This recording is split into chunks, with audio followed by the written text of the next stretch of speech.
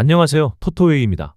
이번 경기는 웨스트햄과 첼시 모두에게 시즌 초반의 분위기를 뒤바꾸기 위한 중요한 승부처가 될 전망입니다. 웨스트햄은 지난 개막전에서 선덜랜드에게 0대3으로 완패하며 충격적인 시작을 했습니다. 새 감독 그레이엄 포터는 지난 시즌 후반기에 부임해 이번 시즌을 준비할 시간을 충분히 가졌지만 개막전에서 보여준 경기력은 오히려 후퇴한 듯한 인상을 남겼습니다. 이로 인해 벌써부터 강등 후보로 거론되기 시작했고 팬들의 불만도 거세지고 있습니다. 포터 감독은 이번 경기에서 몇몇 선수 교체를 단행할 것으로 예상되며 지난 경기 교체로 투입된 칼럼 윌슨이 선발로 나설 가능성이 제기되고 있습니다. 중원에서는 구이도 로드리게스와 제임스 워드 프라우스의 조합이 실패한 실험으로 평가되고 있어 토마시 소우책, 에드선 알바레스, 앤디 어빙 중 일부가 선발로 출전할 가능성이 큽니다. 무함마드 쿠두스를 대체할 자원은 아직 영입되지 않았고 크리센시오 서머빌도 부상으로 결장 예정인 만큼 공격의 무게 중심은 지난 시즌 13골 8도움을 기록한 자로드 보웬에게 크게 쏠릴 것으로 보입니다. 첼시는 개막전에서 크리스탈 팰리스와 0대0으로 비기며 역시 실망스러운 출발을 했습니다. 에베레치 에제의 프리킥 골이 기술적 판정으로 취소되며 논란을 빚었고 경기 내내 공격에서 이렇다 할 위협을 보여주지 못했습니다. 실제로 89분까지 팰리스 골키퍼 딘 핸더슨에게 유효 슈팅 하나 날리지 못했고 그나마 리암 델렙의 슛도 힘없는 시도에 그쳤습니다. 첼시는 수비에서 레비 코릴이 장기 부상으로 빠져있고 바디아실과 아다라비오요 역시 결장하면서 조슈 아쳔팡과 트레보 찰로바가 나서야 했습니다. 웨슬리 포파나는 아직도 완전한 몸 상태가 아닌 상황입니다. 다행히 니콜라스 잭슨은 출전 정지에서 복귀하며 조앙 페드로는 웨스트햄을 상대로 통산 6골을 기록한 좋은 기억이 있어 공격의 선봉에 설 예정입니다. 한편 웨스트햄은 지난 시즌 프리미어리그 홈 마지막 8경기 중 단 1승에 그쳤고 팬들의 인내심이 바닥에 가까운 상황입니다. 첼시는 최근 웨스트햄과의 맞대결에서 3연승 중이며 지난 시즌에도 런던 스타디움에서 승리를 거뒀습니다.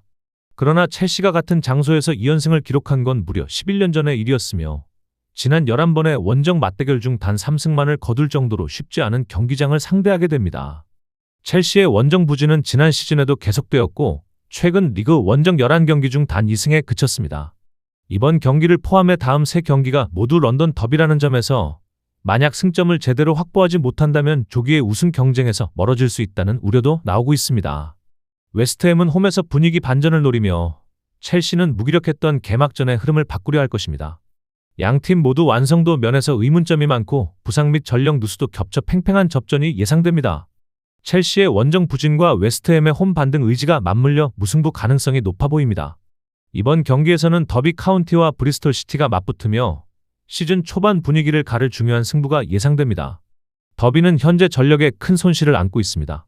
커티스 넬슨, 라르스 요르겐 살베센, 손드레 랑가스, 코리 블랙키 테일러, 오원 백이 모두 부상으로 결장하며 케인 윌슨도 무릎 수술에서 회복 중이지만 출전 여부는 불투명합니다. 이적생 리안 브루스터는 이번 시즌 처음으로 출전 명단에 포함될 가능성이 있습니다. 존 유스타스 감독은 지난 시즌 중도 부임 후 팀을 챔피언십 19위에 잔류시키며 기대를 모았지만 이번 시즌 개막전에서 스토크 시티에 1대3으로 패했고 이어 코벤트리 시티와의 홈 경기에서도 3대2 리드를 지키지 못하고 5대3으로 무너졌습니다. 전반적인 수비 불안이 심각하게 노출되며 리그 2경기에서 총 8실점을 기록 중입니다. 현재 챔피언십에서 단 한 점도 얻지 못한 6개 팀 중 하나로 만약 이번 경기마저 패할 경우 2020-21 시즌 이후 처음으로 개막 3연패를 당하게 됩니다. 그나마 더비는 지난해 8월 홈에서 브리스톨 시티를 3대0으로 완파한 좋은 기억이 있고 이를 통해 반전을 꾀할 가능성도 엿보입니다. 브리스톨 시티는 감독 교체 이후 긍정적인 흐름을 이어가고 있습니다. 전 감독 리암 매닝이 노리치 시티로 떠난 후 구단은 과거 반슬리에서 활약했던 게르하르트 슈트루버를 새 감독으로 선임했습니다. 슈트루버 체제에서 첫 경기였던 셰필드 유나이티드 원정에서 4대1로 대승을 거두었고 EFL컵에서는 MK 돈스를 2대0으로 꺾으며 2연승을 달렸습니다. 직전 경기에서는 찰턴과 0대0으로 비겼지만 연속 클린시트를 기록하며 안정적인 수비를 보여주고 있습니다. 브리스톨 시티는 과거 더비와의 맞대결에서 최근 8번 중 6승을 거두는 등 우세한 전적을 보유하고 있으며 특히 직전 원정에서는 셰필드 유나이티드를 대파한 기억이 있는 만큼 자신감을 안고 프라이드 파크로 향할 예정입니다. 현재까지 리그 2경기에서 단 1실점만 허용하며 수비 조직력 면에서 확실한 차이를 보이고 있습니다. 더비는 공격에서 득점을 만들 능력은 있지만 수비에서의 집중력 부족과 조직력 붕괴가 심각합니다.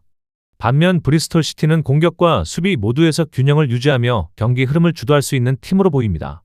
전력 공백과 부상자 이슈로 어려움을 겪는 더비에 비해 브리스톨 시티가 안정된 조직력으로 우세를 점할 가능성이 높습니다.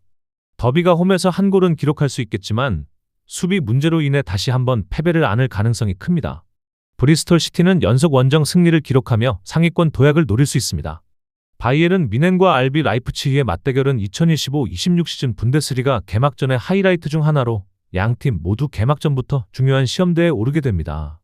바이에른은 이번 시즌 야말 무시알라가 심각한 발목 부상으로 장기 결장하면서 공격 이선의 변화가 불가피해졌습니다. 대신 마이클 올리세가 열번 역할을 맡아 경기를 조율할 것으로 예상되며 측면에는 루이스 디아스와 세르주 그나브리가 출전할 가능성이 높습니다. 최전방에서는 해리 케인이 득점포를 가동하며 본격적인 시즌 시작을 노립니다. 수비에서는 새로운 영입생 요나탄 타와 다요 우파메카노가 센터백 조합을 이루며 그 앞선에는 키미이와 고레츠카가 중원을 책임질 예정입니다. 비록 최근 공식전 5경기에서 클린시트를 한 차례도 기록하지 못했지만 바이에른은 슈퍼컵에서 슈투트가르트를 2대1로 꺾으며 트로피를 들어 올렸고 지난 시즌 분데스리가에서는 무려 99골을 기록하는 등 폭발적인 공격력을 보여주었습니다. 이는 1972-73 시즌 이후 두 번째로 높은 기록입니다. 한편 라이프치히는 이번 여름 주전 스트라이커 베냐민 셰슈코가 맨체스터 유나이티드로 이적하면서 루이스 오펜다가 최전방을 이끌게 되었습니다. 자비 시몬스는 공격형 미드필더로 전진 배치될 예정이며 그 뒤로는 자버 슐라거와 니콜라스 자이발트가 중원을 뒷받침합니다. 수비에서는 루케바와 오르반이 중심을 잡게 됩니다. 원래 베르너 감독이 지휘봉을 잡은 라이프치히는 DFB 포칼 1라운드에서 산트하우젠을 상대로 4대2 승리를 거두며 산뜻한 출발을 했지만 지난 시즌 분데스리가에서는 승점 51점에 그치며 창단 이후 가장 낮은 성적을 기록했습니다. 공격력과 수비력 모두 클럽 역사상 최악의 수준에 가까웠고 원정 경기에서는 최근 18경기 중 3승에 불과하며 원정 약세가 뚜렷합니다.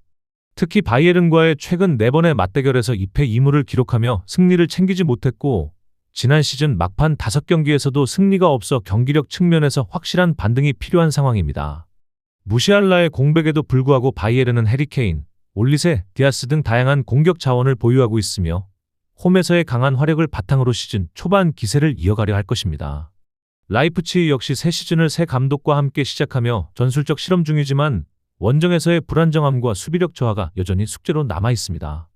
양팀 모두 득점 가능성은 있지만 전반적인 전력과 최근 흐름을 고려하면 바이에른이 개막전에서 승리할 확률이 높습니다.